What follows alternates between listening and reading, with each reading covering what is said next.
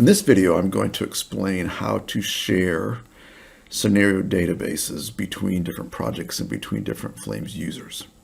If you're the only one using Flames and you only have one project, then you don't need to worry about the information that I'm presenting here. But if you have multiple projects and you want those projects to use some of the same scenario data, which we would recommend under normal circumstances, this video might be of interest to you.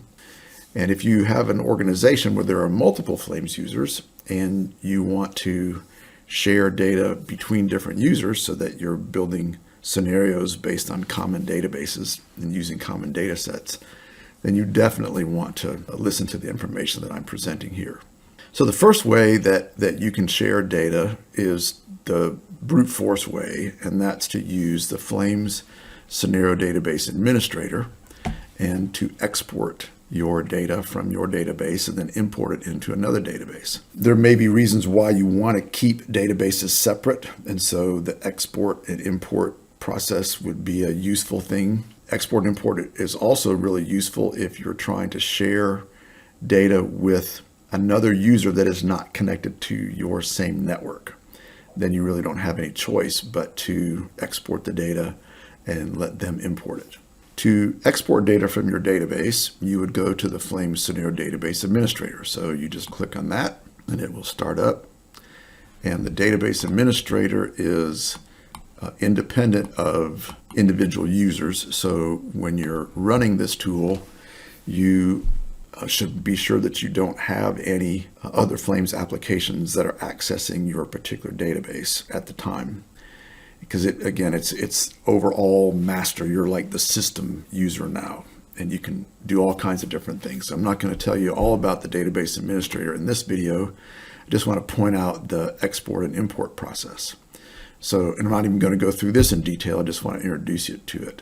The export process pulls up this window right here, the export menu, and you can export by individual database user, so you can see all the data sets that a user has.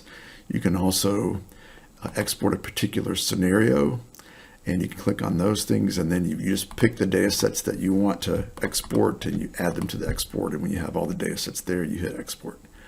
So again, I'm not going to go over the details of that. You can read the Flames documentation to get more information about how to export. Once you export, there will be a file with an extension of FDE, that stands for Flames Database Export. You can then send that file to anybody else that has a Flames system installed, and they can then run the Flames Administrator on their system and do import, and that will allow them to browse to the FDE file and then specify where they want the data sets in that FDE file to be placed in their database. So again, you can read the documentation on how to do that. So that's useful, again, when you really do want to keep the databases separate, but you just want to copy some data back and forth between the databases, or when the user is on another computer on a different network. If you're on computers on the same network, or you're worried about sharing, or you would like to share data between databases on your computer, there's an easier way to do it, and that is to change the database path in your project settings. So I'm going to open up my project settings right here, and all projects have this database path specified, and that's the path to the folder or the directory that contains all the files for a given Flames database. And those files are very special files. They're managed by the Flames Database Manager. You should never go in and muck with any of those files. They're just all individual files, but don't change them. But you can change this database path to point to a different folder.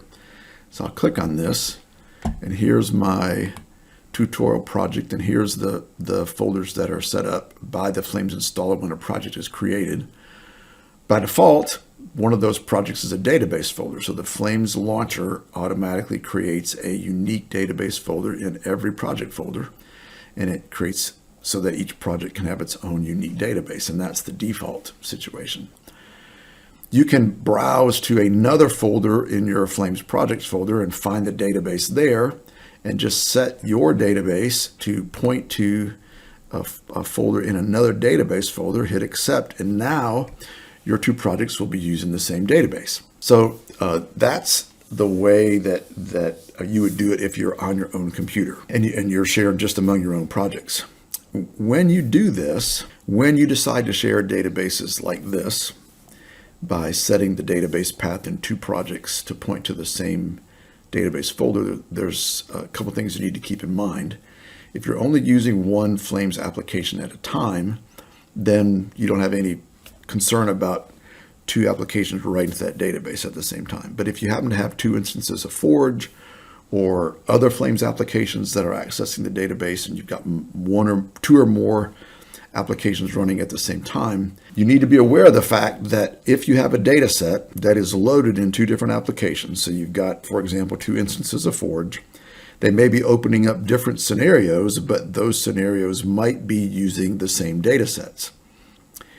If you do that and you make a change in one instance of Forge and you save that data set, then you go to the second instance of Forge and you save that data set, the second set of changes are going to overwrite the changes in the first that you saved the first time.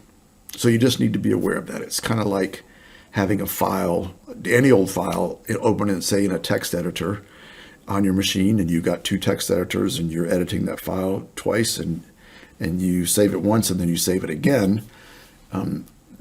The second save will overwrite it. So you just need to be aware of that. That's usually not a problem, though. You're usually very aware of what you're changing, and as long as you're not changing the data set in two different places, you'll be fine. If you want to share with other users, then it gets a little bit more complicated, but I'll show you how to do that. So now I want to share a database between different users. The way to do that is very similar to the way that we just did it. You take a given database folder. So I'll go back to my project now.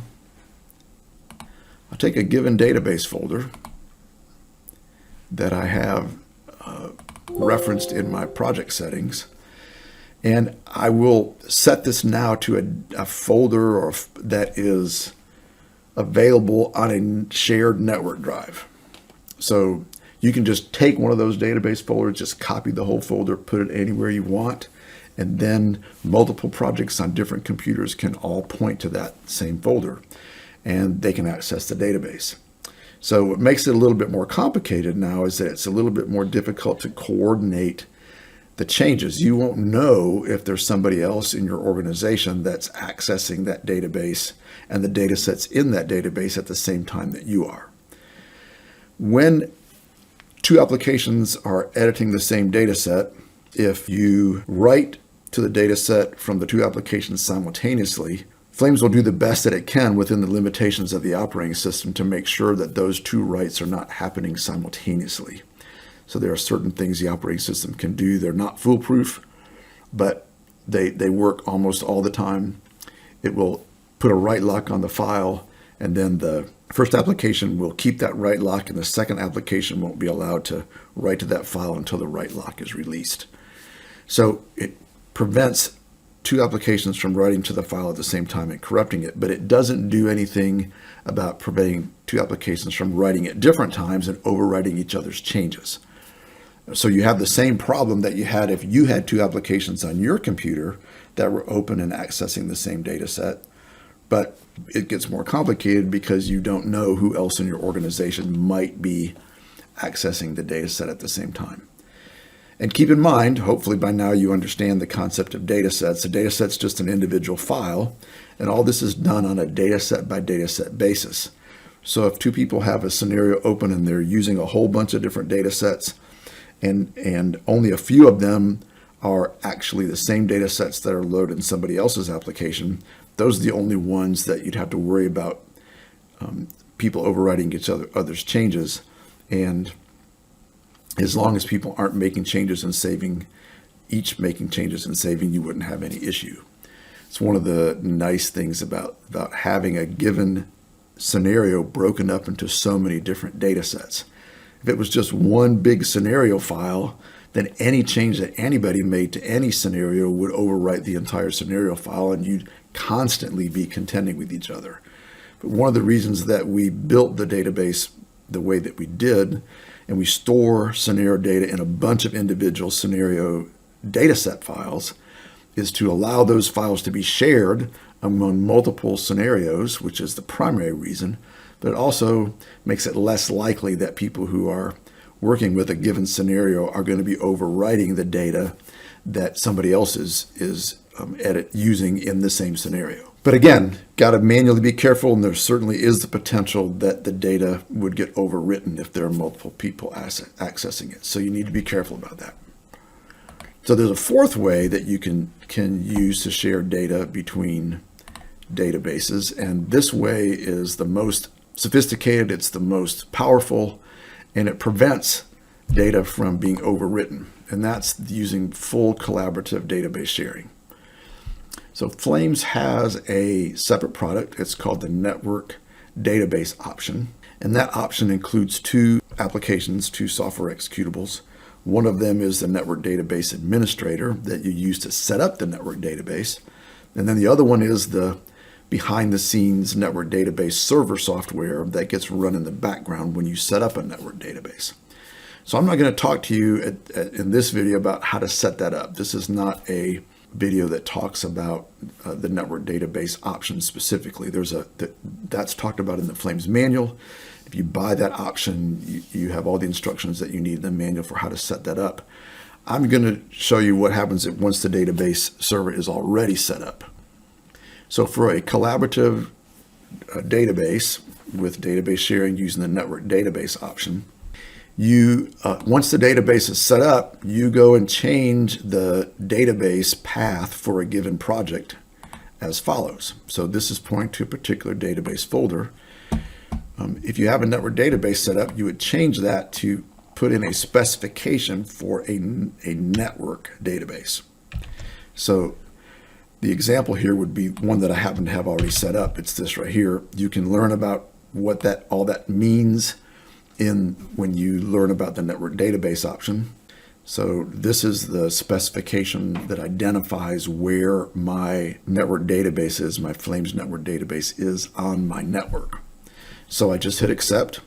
And now when I run a Flames application, it will use that database instead of my local database.